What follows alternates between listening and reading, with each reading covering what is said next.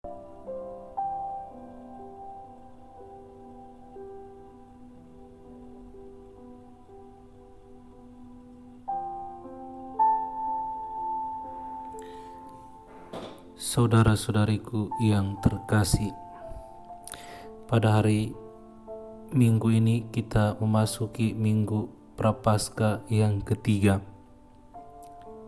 Setelah melewati pencobaan di padang gurun dan kemuliaannya di Gunung Tabor, pada hari Minggu ketiga Prapaskah ini kita merenungkan Tuhan yang hadir dalam sejarah hidup kita, secara khusus dalam pengalaman penderitaan. Dalam bacaan pertama dari kitab Keluaran, kita membaca kisah mengenai panggilan Musa.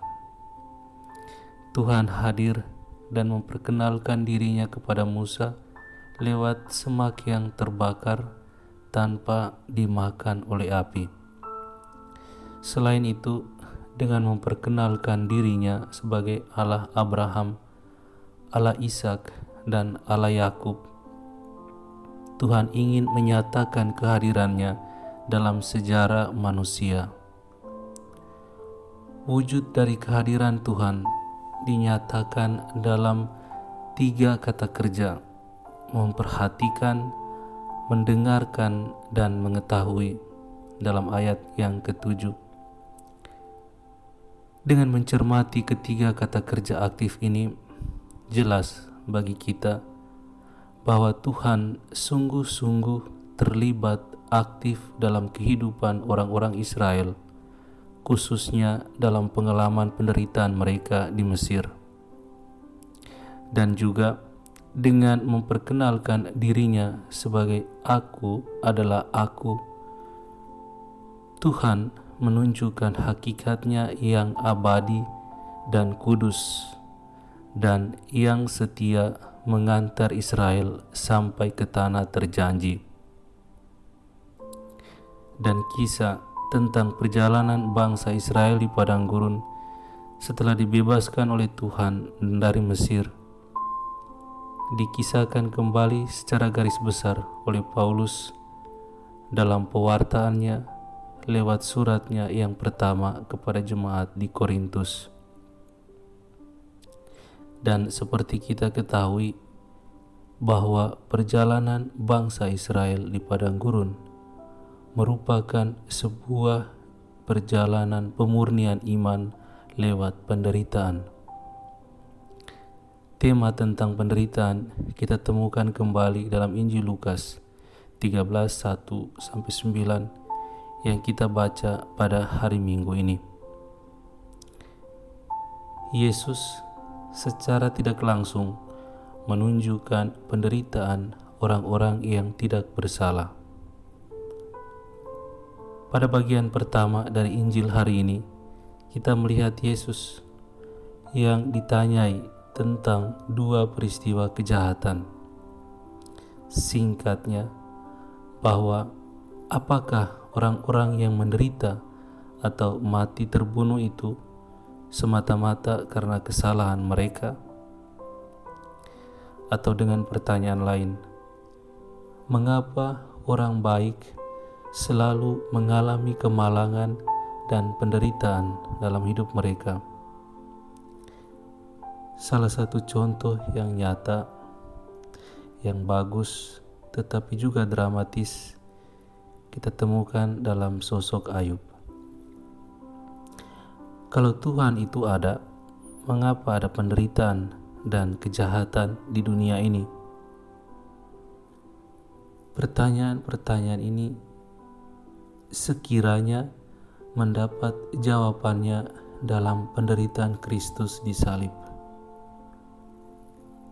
Jika Tuhan sanggup menebus dosa dan menyelamatkan manusia dengan kekuasaannya, mengapa Tuhan harus mengorbankan putranya untuk menderita dan wafat di salib?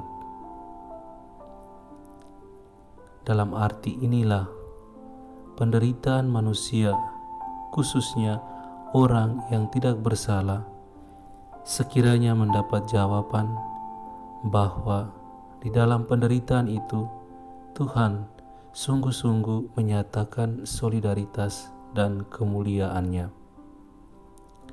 Dan kemuliaan Tuhan itu tidak datang sekejap, seperti orang yang sedang bermain sulap, abrakadabra, dan terjadilah.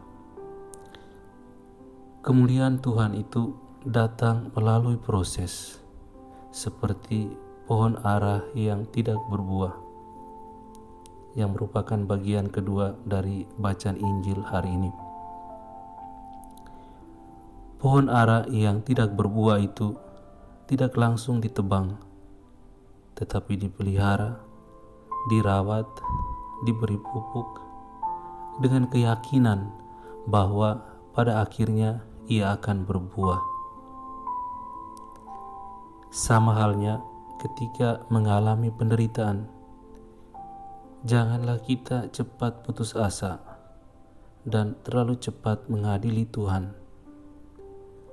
Tetapi kita membutuhkan sedikit waktu, kita membutuhkan sedikit kesabaran untuk menanggung penderitaan itu.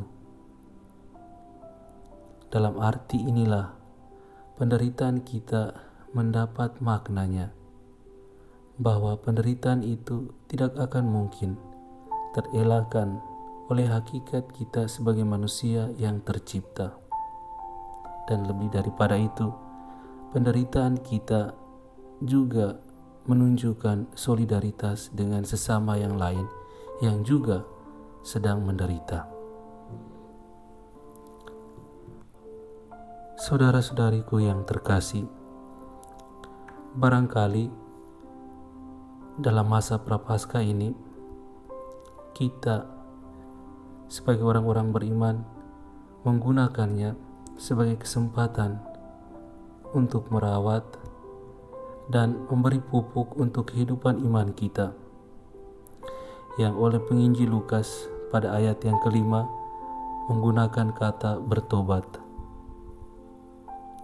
Dengan demikian, pada akhirnya hidup kita akan berbuah dan berguna bagi sesama, dan lebih daripada itu, kita dapat merayakan kebangkitan Tuhan yang mulia.